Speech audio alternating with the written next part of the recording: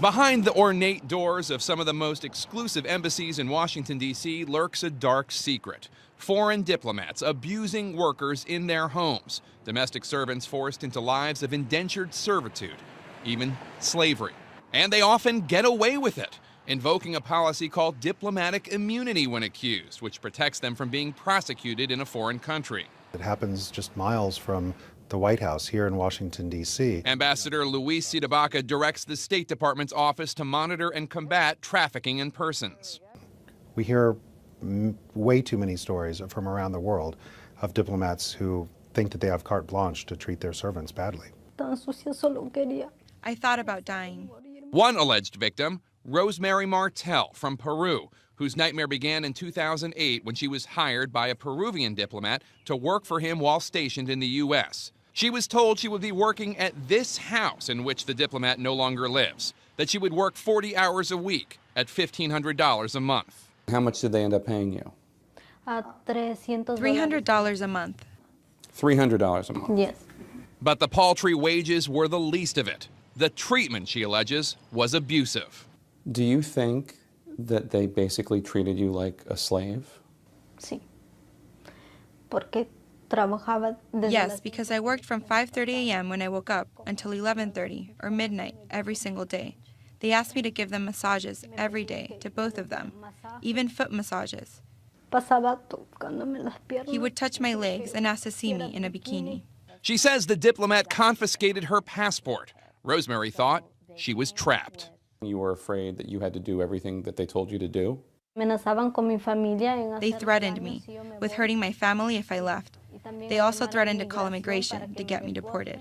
Rosemary's story is unfortunately quite common. The Government Accountability Office looked into this issue in 2008 and found that in recent years, 42 domestic workers officially alleged they were abused by their foreign diplomat employers. And they said the actual numbers of victims are likely higher. Just last month in McLean, Virginia, the Department of Homeland Security rescued 2 women from the Philippines from a multi-million-dollar house owned by the Saudi embassy.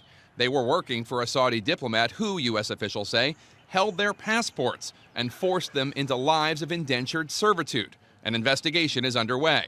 Attorney Martina Vandenberg represents a victim who was just awarded $1 million after being abused by a Tanzanian diplomat here.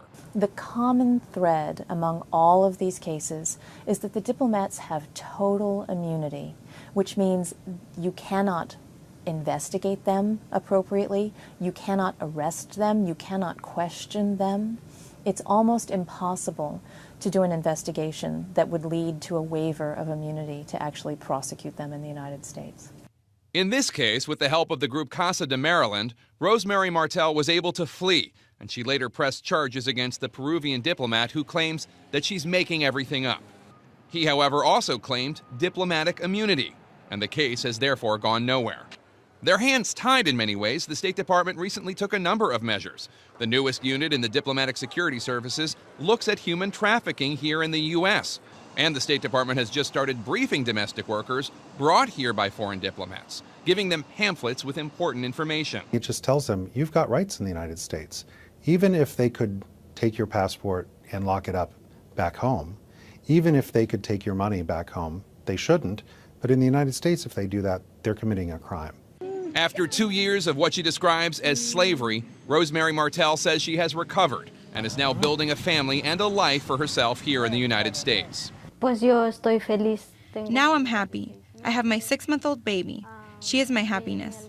I'm happy because I'm working with a group of women to let others know their rights so that the same things that happen to me don't happen to them.